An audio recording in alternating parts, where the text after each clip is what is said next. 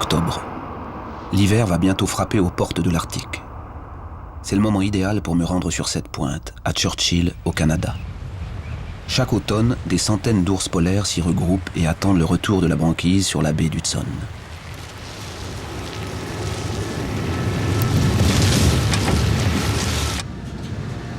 Début novembre. Je suis à Churchill depuis 2 semaines et n'ai toujours pas sorti mon équipement de grand froid.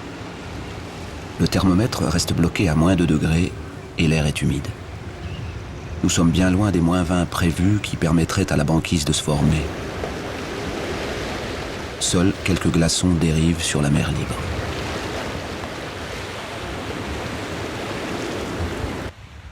Pour les scientifiques, comme pour les touristes, la réserve située à proximité de la ville de Churchill est un poste privilégié d'observation des ours polaires.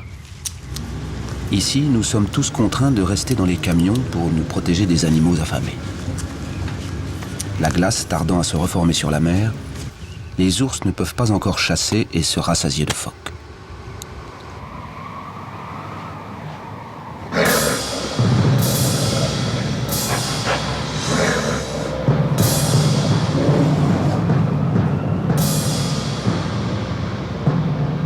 À défaut de proie, les jeunes mâles tuent le temps. Ces assauts inoffensifs préparent les ours à des affrontements moins ludiques.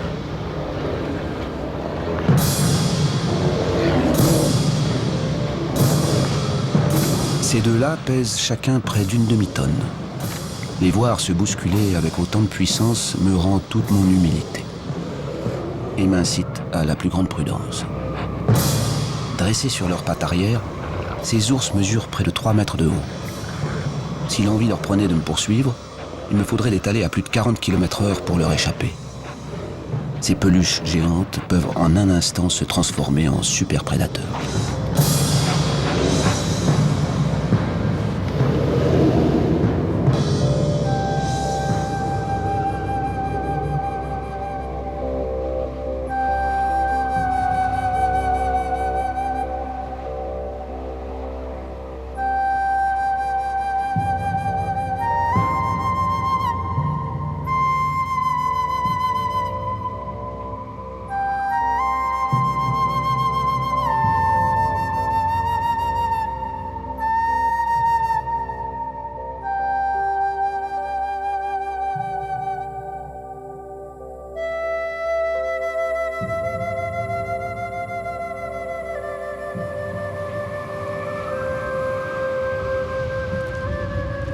L'ours polaire trône sans partage en haut de la chaîne alimentaire. Une position qui n'a pas que des avantages. Une simple modification de l'un des maillons de cette chaîne et le trône vacille. Les glaces immuables de l'Arctique n'ont en réalité rien d'éternel. Même la banquise permanente, celle qui plus au nord se maintient été comme hiver, se rétracte comme peau de chagrin. En 30 ans, elle a déjà perdu 40% de son épaisseur et 7% de sa superficie, soit 2 fois la France. Avant la fin de ce siècle, le pôle connaîtra son premier été sans glace. Autour de la ville canadienne de Churchill, les ours semblent encore en bonne santé. Mais les apparences sont trompeuses. Les scientifiques étudient cette population depuis 25 ans. En raison de sa situation méridionale, elle devrait subir en premier les effets du réchauffement. Ce recul de plusieurs décennies permet d'avoir une idée assez précise des menaces qui pèsent sur les ours. La population des ours de la baie d'Hudson, dont beaucoup sont équipés de colliers émetteurs, a diminué de 16%. Principal responsable, le réchauffement climatique. En juin, la glace disparaît 15 jours plus tôt qu'il y a 20 ans, réduisant d'autant la période de chasse. Or, une semaine sans nourriture, c'est 10 kg de graisse en moins. Un handicap considérable pour les femelles gestantes. Conséquence directe, la baisse du taux de natalité.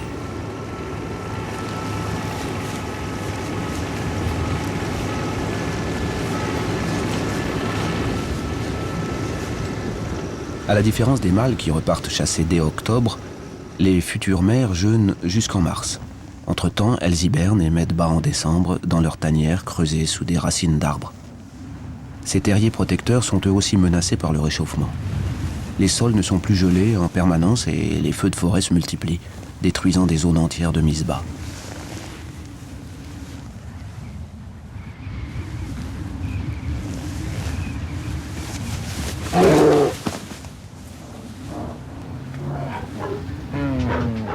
retard de la glace prolonge aussi la promiscuité forcée entre les femelles accompagnées de leurs petits et les mâles capables d'infanticide et de cannibalisme.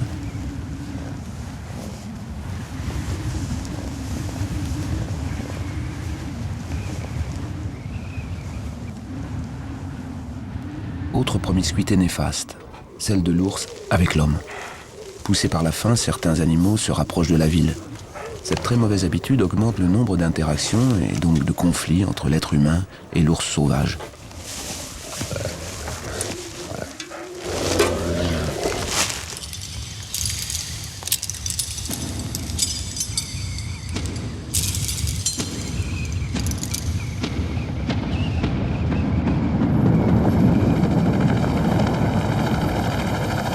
Chaque année, 150 ours, soit 2 fois plus qu'il y a 10 ans, sont capturés et déplacés à 100 km au nord.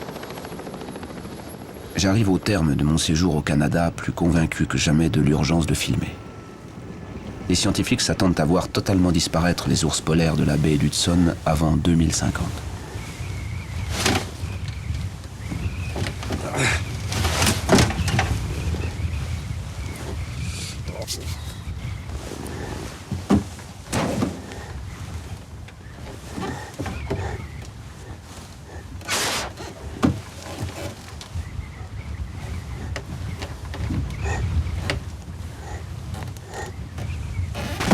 En ce dernier jour de tournage à Churchill, je rêve d'un autre type de rencontre, plus aléatoire. J'aimerais créer un lien avec cet animal qui m'attendrit et m'impressionne. Mais je vois vite dans ce regard-là qu'aucun rapprochement n'est possible. Pour lui, nous sommes juste du consommable. Un coup de patte trop appuyé et la vitre saute.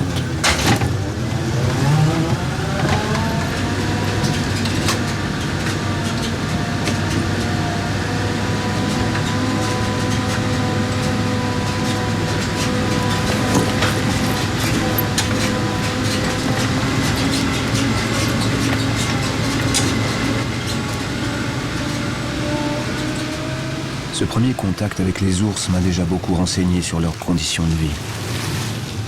Mais je veux maintenant mesurer les effets du réchauffement sur leurs congénères vivant dans le Grand Nord, au cœur même de l'Arctique.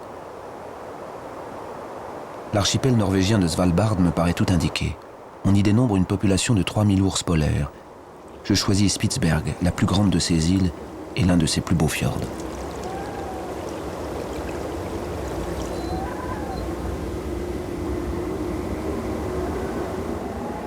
Après 5 mois de préparation, une nouvelle expédition me permet d'assister, émerveillé, au retour du printemps. En ces premiers jours d'avril, le soleil ne se couche plus. J'en perds le nord. Le fjord de Texas Bar porte le nom d'une vieille cabane de trappeurs, un refuge que je vais partager avec mon guide. L'ours qui t'attrape est celui que tu ne vois pas. L'ours qui t'attrape est celui que tu ne vois pas. Un vieux proverbe inuit me parasite l'esprit.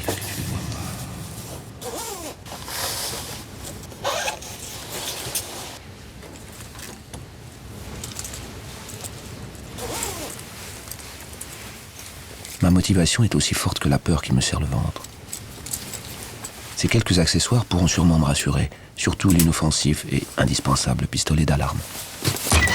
Mais je dois le laisser à mon guide, Paul Mirvold, seul en charge de notre sécurité. Paul vit au Spitsberg. Il y assure la logistique des équipes de tournage. Plus qu'un guide, il sera mon ange gardien. Il veillera sur moi lorsque j'aurai l'œil dans le viseur de la caméra. Cette baie profonde est son territoire. Il y a séjourné des dizaines de fois pour traquer et observer les ours. Je dois lui faire confiance. À lui de jouer maintenant. Il faut les trouver.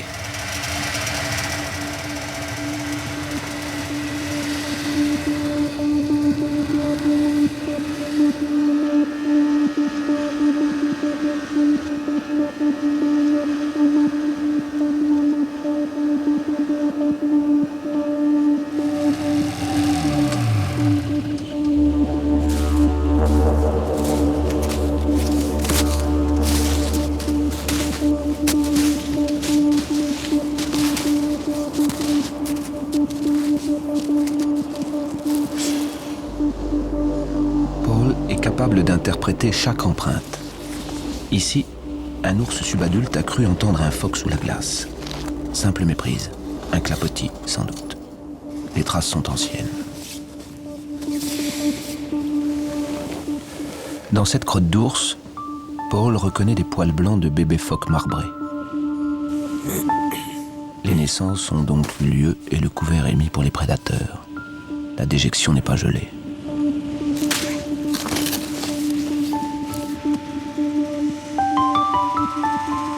Trouvaille insolite. Les traces que nous venons de croiser indiquent la présence de 3 ours, d'ordinaire solitaires. Il s'agit en fait d'une femelle et de 2 petits, l'un marchant dans les traces de sa mère. Les empreintes sont toutes fraîches.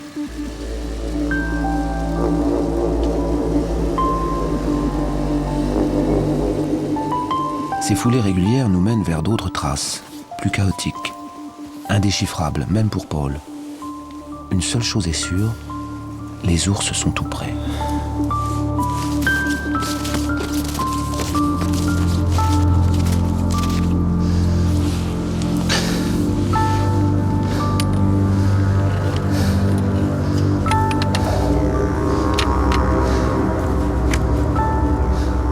Les 2 oursons d'1 an et demi pèsent environ 100 kilos et paraissent plutôt intéressés.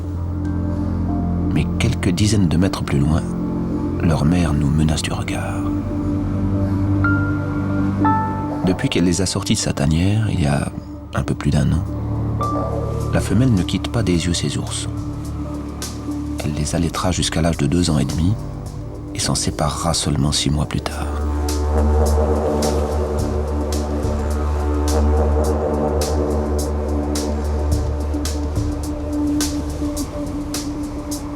Le plus gros des oursons, un mâle peut-être, laisse la curiosité l'emporter sur la prudence. Mais j'ignore ses intentions.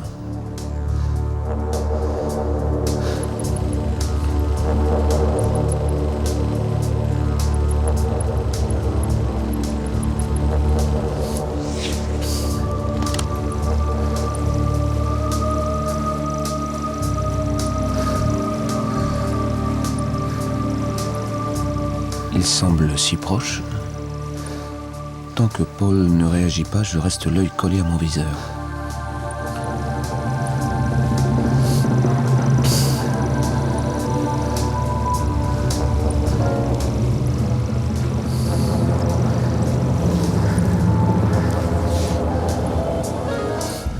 Cette disparition ne me dit rien de bon. Est-ce pour mieux nous contourner? Mais Paul reste silencieux. L'ourson n'est plus qu'à 20 mètres de nous.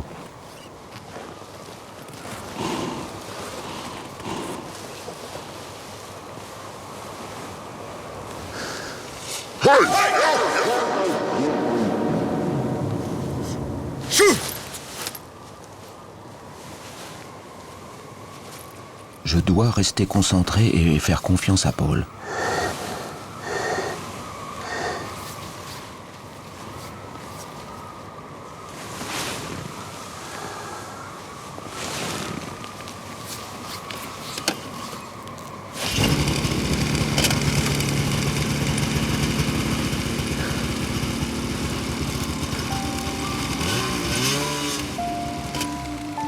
Paul a eu le bon réflexe.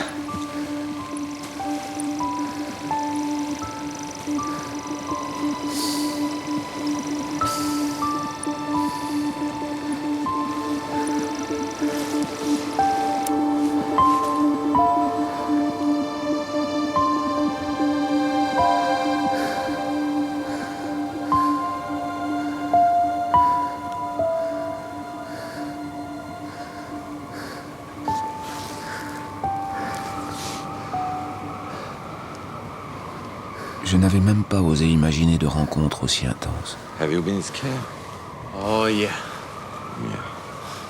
Je vais devoir apprendre à maîtriser ma peur, quoi qu'il en soit.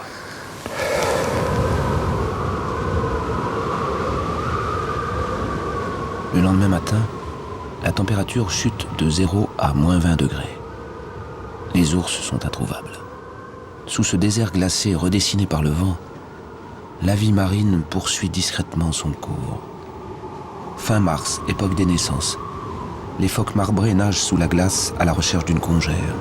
Avec les griffes de leurs nageoires antérieures, ils perforent la glace et creusent dans la neige une chambre invisible depuis la surface. Là, au sec, naît leur unique bébé, qu'on appelle le blanchon.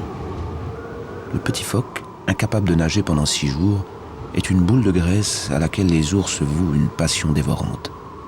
Pour s'en régaler, ils devront la détecter sous la neige, puis briser le dos de la congère protectrice. Quelques jours plus tard, je retrouve enfin la famille. La température est remontée à -3, alors qu'il devrait faire -25. Encore une année au-dessus des normales saisonnières. Cette fois, les ours nous ignorent. Paul est confiant et me transmet sa sérénité. Face à nous, la mère chasse le blanchon. Elle cherche. Elle écoute. À peine troublée par ses oursons. À leur âge, trouver de la nourriture est le cadet de leurs soucis. Leur mère ausculte les congères environnantes, à l'affût du moindre craquement de neige, du plus faible grincement dans la glace.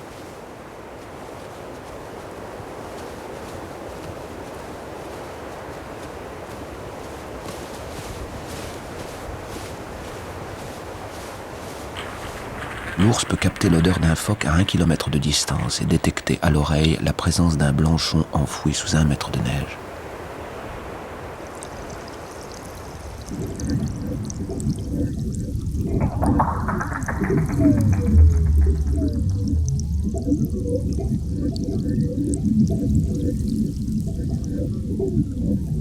Le plus petit des oursons, une femelle d'après Paul, se rafraîchit dans la neige. Enrobés d'une épaisse couche de graisse, les ours supportent mal les températures supérieures à -5. Ils se régalent à -30 et raffolent de neige croustillante et d'eau glacée. À -3, les ours luttent déjà contre la chaleur en économisant leur mouvement.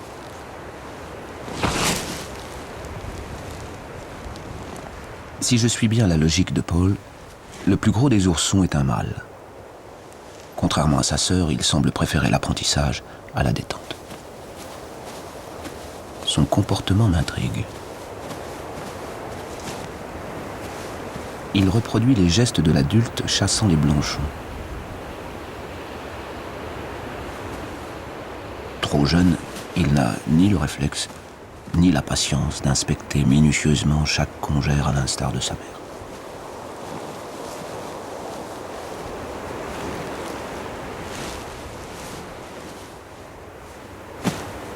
Mais imiter et expérimenter la technique de chasse est déjà une base sérieuse et amusante. Un atout pour le futur.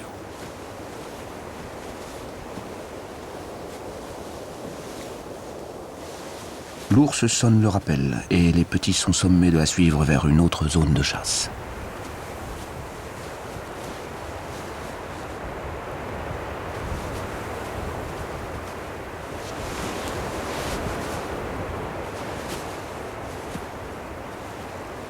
Une heure plus tard, les oursons accélèrent l'allure derrière leur mère qui semble avoir repéré une proie.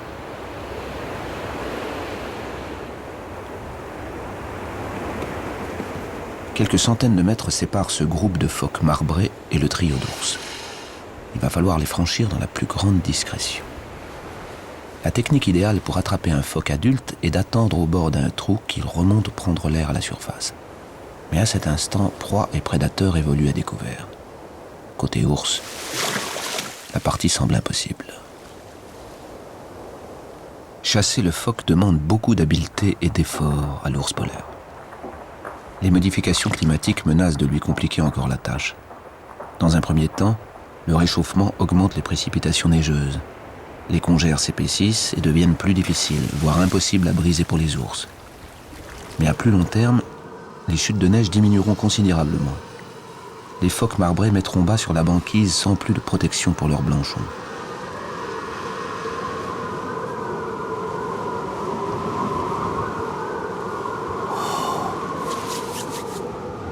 Quelques jours plus tard, le vent complique les conditions de tournage.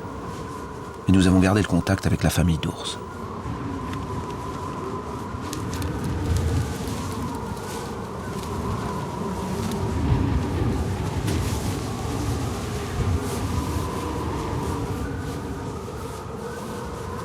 Leur blancheur à tous me fait dire qu'ils n'ont pas tué ce phoque. Ils profitent simplement des restes. La compétition autour des proies est fréquente. Le plus fort emporte le morceau, les derniers rognent les autres.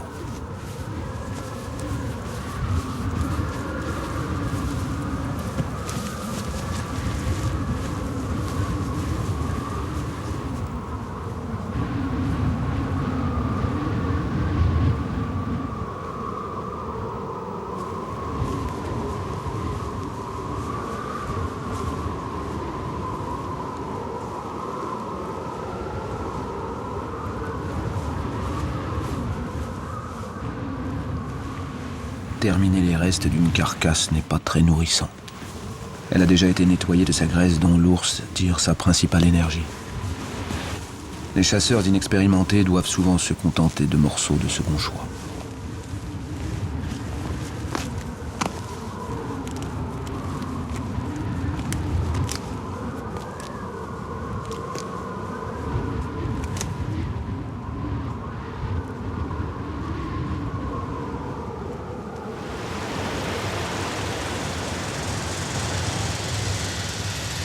Paul et moi, nous devons nous séparer et quitter les 3 ours.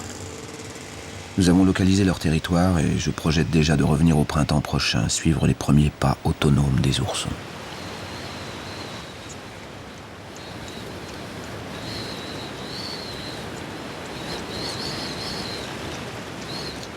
Il leur reste 1 année à passer sous la protection de leur mère. 1 an pendant lequel ils pourront profiter encore de la douceur et de l'extrême richesse du lait maternel. 1 an d'une vie à 3 avec certainement des moments difficiles et d'autres magiques, comme la dernière vision que nous aurons de cette famille en quittant le fjord.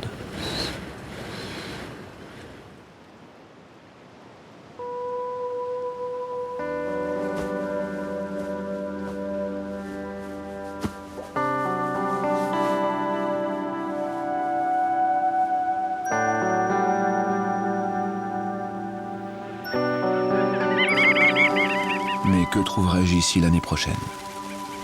Les choses évoluent si rapidement dans le Grand Nord. Le réchauffement accéléré fait fondre la banquise, agrandissant ainsi les espaces liquides. Or, les eaux libres absorbent les rayons du soleil au lieu de les réfléchir comme le fait la glace. La mer ainsi se réchauffe et accélère encore la fonte de la banquise. Le cercle est vicieux et nul ne sait comment le rompre. Le roi des glaces, lui, tient encore sur son trône. Mais pour combien de temps ?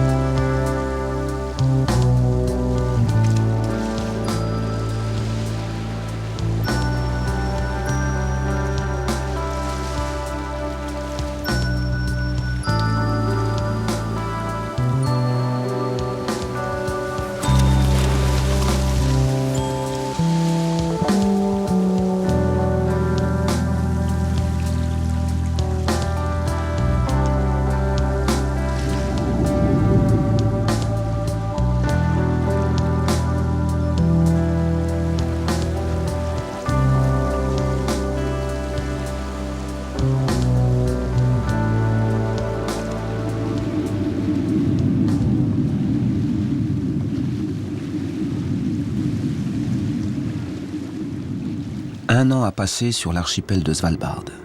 Une année comme les autres, marquée par le retrait de la glace en été, son retour en octobre, la nuit qui envahit tout et le retour du jour sans fin au mois d'avril. Je suis très impatient de retrouver ma famille d'ours.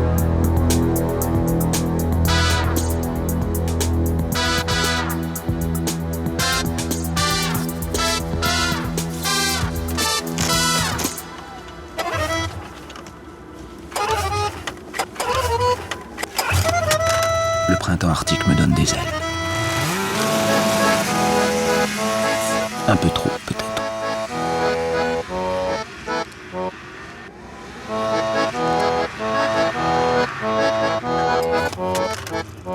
Paul n'a plus qu'à me rappeler la consigne de base. Lui devant et moi derrière, invariablement. Paul m'a prévenu. Il faudra être plus prudent encore que l'année dernière sur le fjord. La banquise plâtrée de neige fraîche et par endroits déjà fissurée, parfois même disloquée.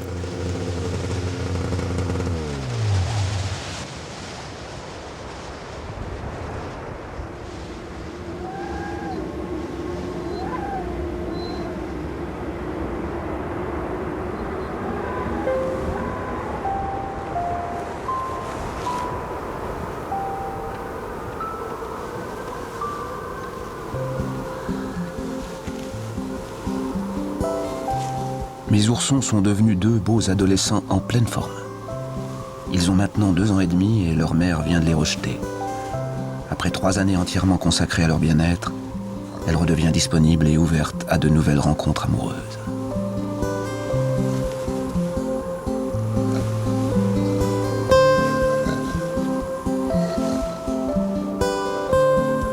Je ne le sais pas encore au moment où je les filme, mais c'est la dernière fois que je vois ces deux-là réunis.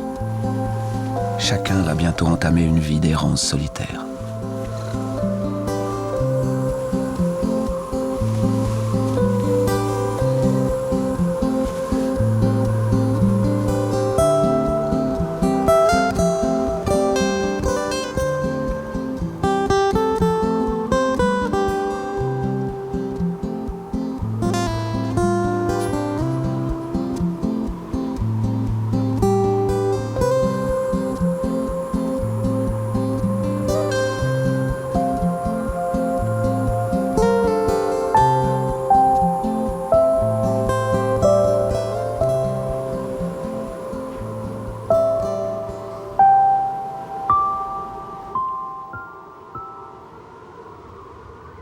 La séparation a eu lieu au petit matin. Le mâle s'est éloigné de sa sœur. Il semble curieux et impatient. Reconnaît-il notre odeur? Lui sommes-nous familiers? Je ne le saurai jamais.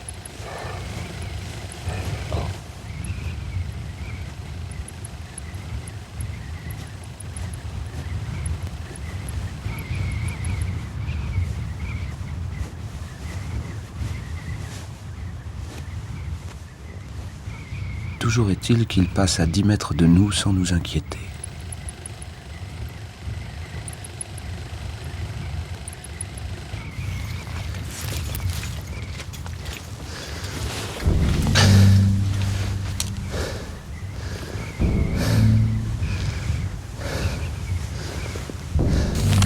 L'ours a flairé quelque chose. Je crois voir sa mère à la chasse, les mêmes attitudes, les mêmes réflexes. Sûr qu'un blanchon est caché là sous la congère.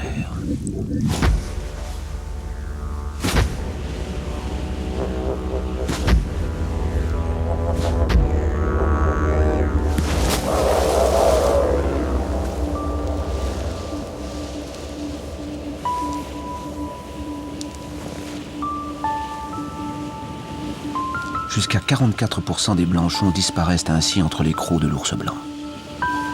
Ce taux de prédation peut paraître élevé, mais jusqu'à présent, la population des phoques marbrés se porte bien. Un équilibre fruit d'une très longue coévolution.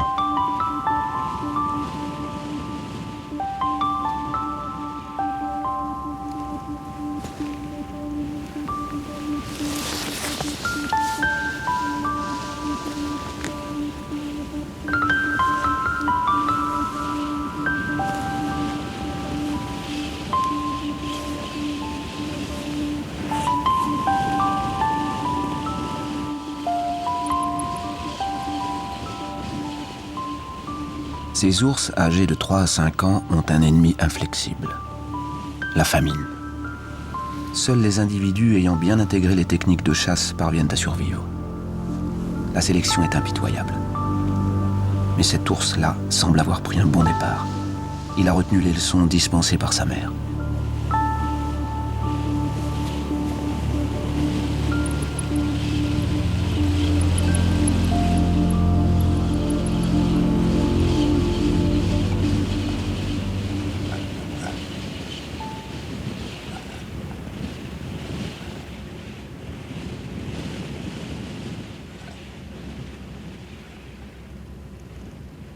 À quelques kilomètres de là, je retrouve sa sœur, en route pour sa première expédition solitaire.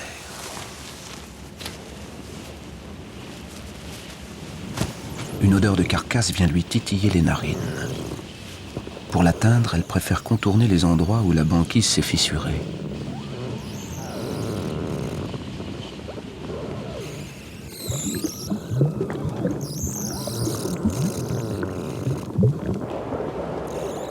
Nous décidons de rester prudemment de ce côté-ci de la fissure. La plaque de glace pourrait se disloquer tout à fait et dériver sans nous laisser le moindre espoir de regagner la banquise stable. L'entreprise s'annonce difficile pour la femelle. 2 ours adultes se partagent déjà la carcasse. C'est le début de la saison de reproduction. Le couple est impressionnant. D'après Paul, le mâle pèse près de 700 kilos et la femelle est de belle taille. Tous les deux sont en chaleur, ils n'ont aucune raison d'accepter de partager avec un tiers.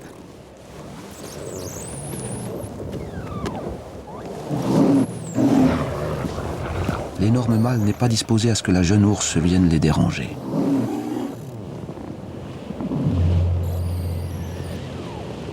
Mais de façon inattendue, le couple s'éloigne de la proie pour s'intéresser à nous. Malgré la distance qui nous sépare, nous avons perturbé leur repas. 2 solutions s'offrent à nous. D'étaler ou parier sur leurs bonnes intentions.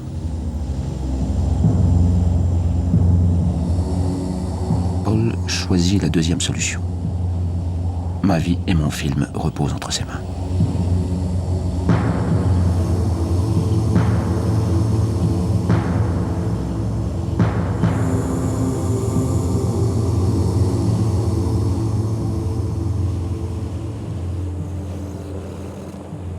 Je peux recommencer à respirer.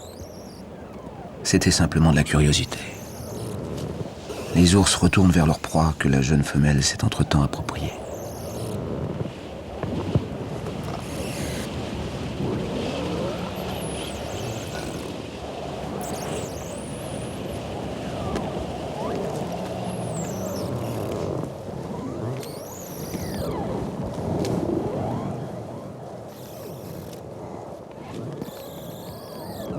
Je suis assez confiant maintenant sur l'avenir de son frère.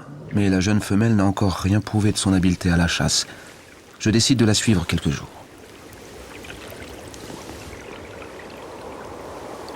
Au bout d'une semaine, elle n'a toujours pas capturé de proie.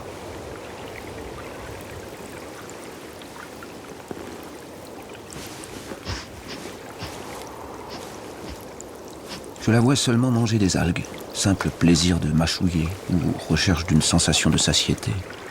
Les scientifiques ne le savent pas encore. En revanche, ils affirment qu'un ours ne se nourrissant que d'algues est voué à une mort certaine.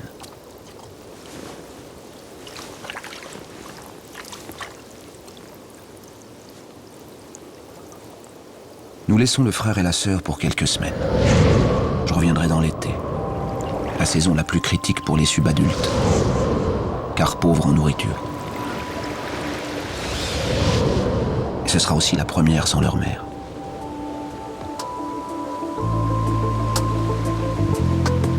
En été, le fjord de Texas Bar n'est accessible qu'en bateau. Paul n'a malheureusement pas pu m'accompagner dans cette nouvelle expédition, mais j'ai réuni un équipage expérimenté. Les conditions climatiques sont à nouveau particulièrement déroutantes. En cette fin juillet, nous aurions dû batailler ferme contre les glaces dérivantes nous barrant l'accès au fjord. Au lieu de cela, nous glissons sur un vaste boulevard d'eau libre.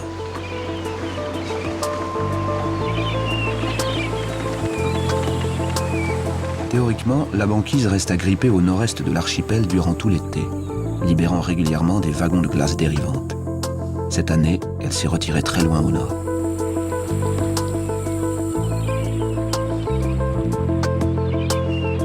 Notre jeune femelle est piégée sur la terre ferme. Cette situation est la pire qu'elle puisse expérimenter pour un premier été livré à elle-même. Sans glace, les phoques lui sont inaccessibles et il faut avoir de bonnes réserves de graisse pour tenir jusqu'à l'automne.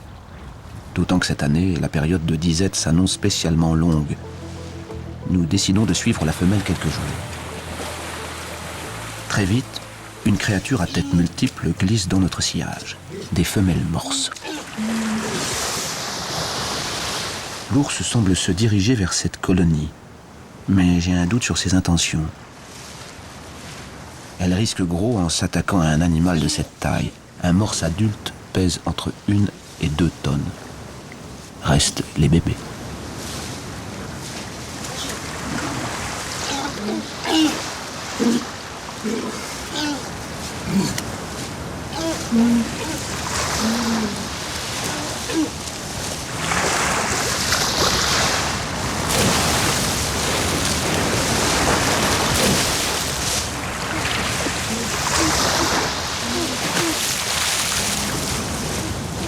Une partie de la colonie s'affole, les plus vulnérables.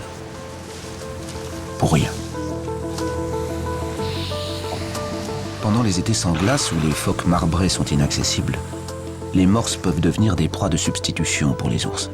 Certains scientifiques pensent que malgré les dangers que représente ce type de chasse, elle pourrait se généraliser en cas de disparition de la banquise.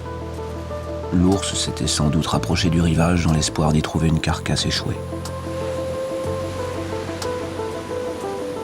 Chaque jour, la jeune femelle parcourt 30 km le long de la côte à la recherche de nourriture. Elle sort du fjord de Texas Bar et en visite un autre avant de revenir.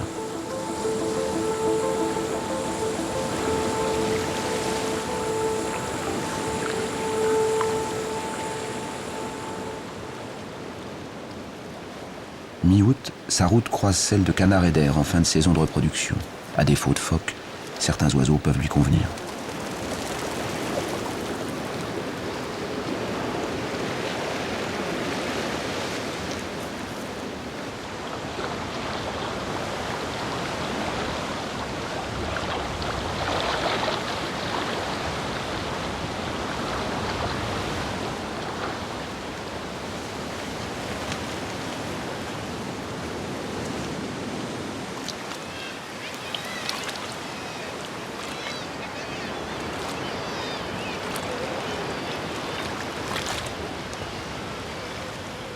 La faim pousse la femelle à traverser la baie à la nage, une simple formalité pour un ours en bonne santé qui peut parcourir des centaines de kilomètres dans l'eau.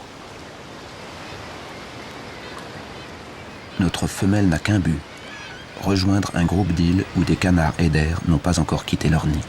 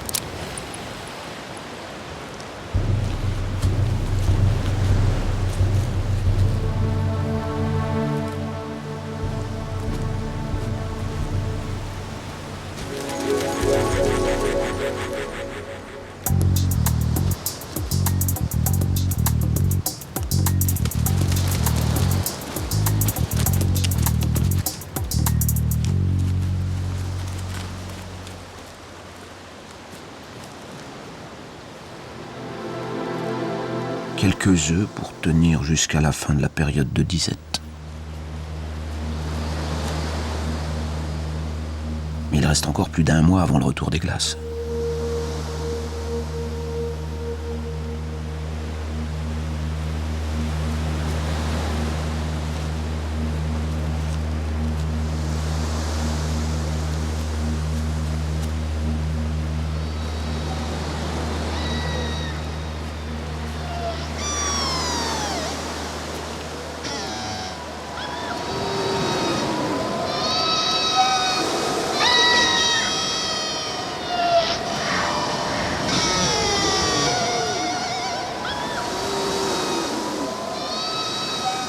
Il n'est pas certain que ce maigre festin suffise à compenser la perte de calories que provoque la nage dans une eau à 2 degrés. La fourrure des ours est perméable. Seule la graisse les protège de l'eau glacée. Si les glaces dérivantes s'étaient maintenues jusque-là, l'ours n'aurait même pas eu à se mouiller pour passer d'île en île.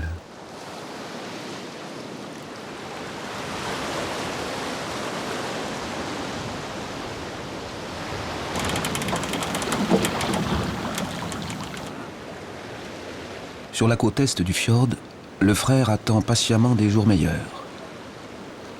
Contrairement à la femelle, il s'est gavé de phoques pendant ce printemps de glace trop court. Je ne me fais aucun souci pour lui, ses réserves de graisse sont suffisantes.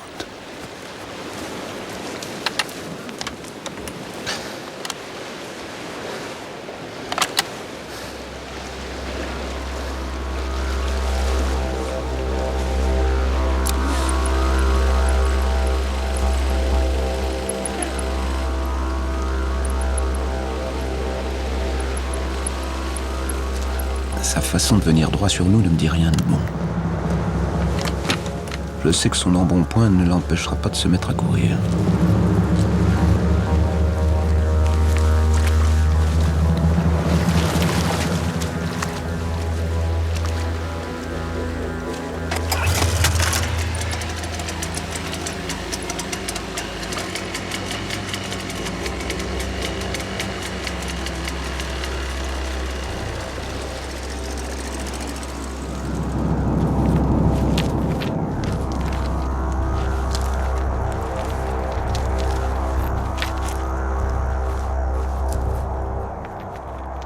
Le mâle se dirige maintenant vers la zone des glaciers, au fond du fjord. Nous pouvons le suivre depuis la mer. Des bancs de glace pilés, vêlés par le glacier, accueillent de rares phoques barbus. Et droit devant nous se dressent les glaciers froids du Spitzberg.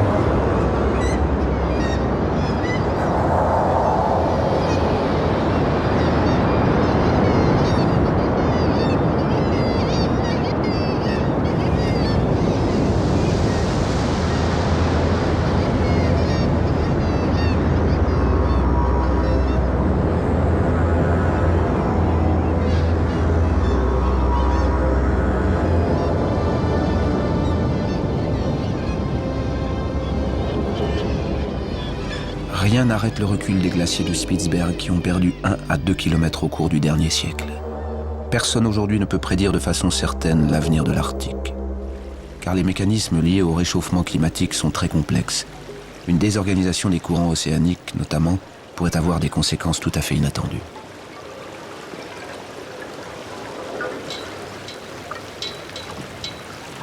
Pour l'heure, le spectacle offert par une terre en pleine mutation nous a fait perdre de vue l'ours mâle.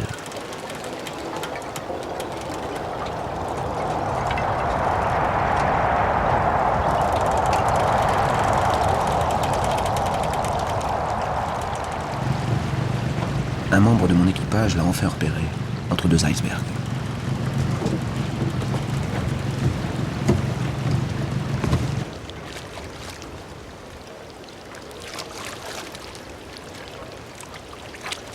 L'ours s'est offert un phoque barbu. Il a dû s'en approcher discrètement à la nage et lui bondir sur le rable, le surprenant en pleine sieste sur son glaçon.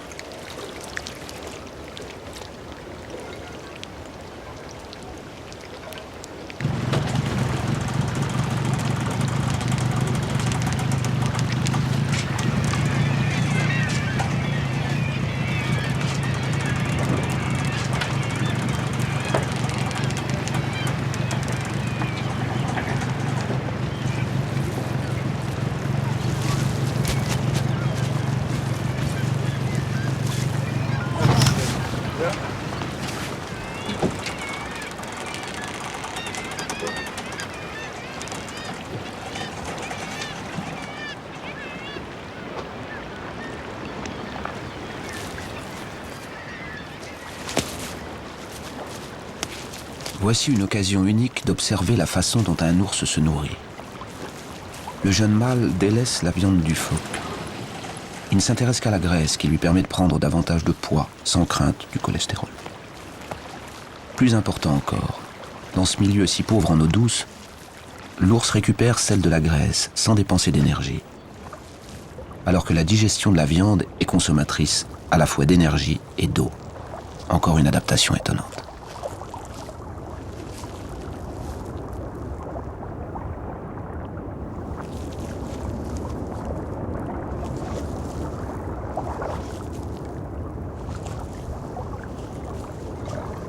L'ours ne gaspillera rien.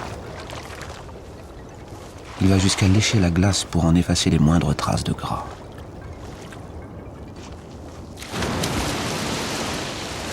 Peau et viande sont laissés à l'abandon, en pâture aux oiseaux de mer ou aux ours plus malheureux à la chasse.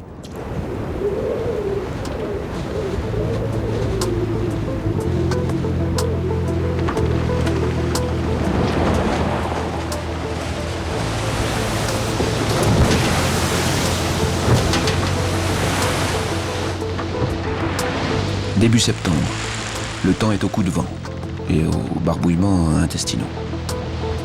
J'aurais préféré moi aussi être entouré de glace que d'entendre cette eau frapper et soulever la coque de mon bateau. J'envie ceux qui ont le pied marin.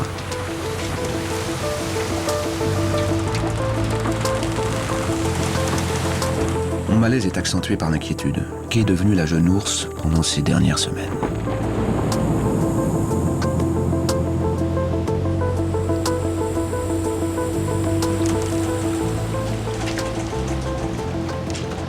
Nous retrouvons notre femelle dans le fjord voisin de celui de Texas Bar.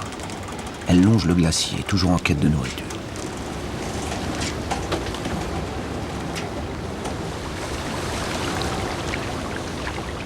Il n'y a pratiquement aucun radeau de glace susceptible d'accueillir des phoques, mais la femelle s'acharne.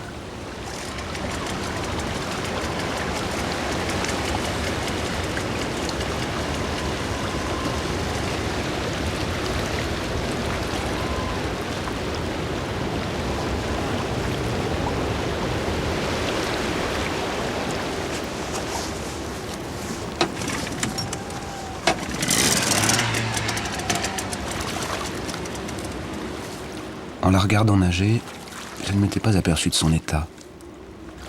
Je suis atterré par sa maigreur. Il lui faut trouver de quoi manger, et vite.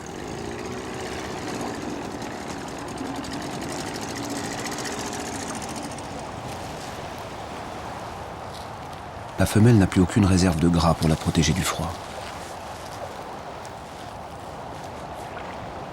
Évidemment, elle a débuté la mauvaise saison trop maigre. Évidemment, elle était moins appliquée que son frère pendant la période d'apprentissage. Évidemment, la glace a disparu bien trop tôt cette année, prolongeant d'autant la période de jeûne.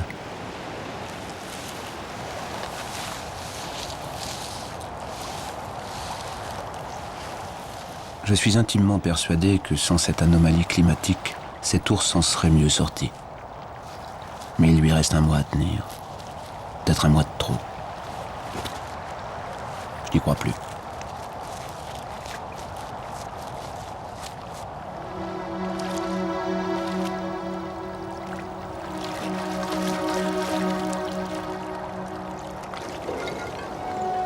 À l'époque encore récente où la saison des glaces durait 15 jours de pluie au printemps et débutait 2 semaines plus tôt à l'automne, les ours enduraient déjà avec peine les longs mois de jeûne. En 20 ans seulement, leurs conditions de vie se sont radicalement dégradées, en partie à cause de notre mode de vie trop avide d'énergie.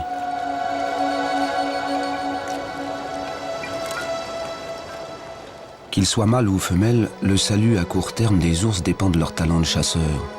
Les plus chevronnés d'entre eux parviennent encore à survivre, tandis que les autres meurent de faim. Et ce n'est qu'un début. Les ours polaires ont à peine un siècle devant eux pour s'adapter aux conséquences du réchauffement planétaire. 100 ans, alors qu'il en faudrait des milliers pour avoir le temps de s'acclimater. Le sort de cette femelle présage-t-il celui de l'espèce entière ? À la vitesse où fondent les glaces de l'Arctique, la réponse ne devrait pas se faire attendre.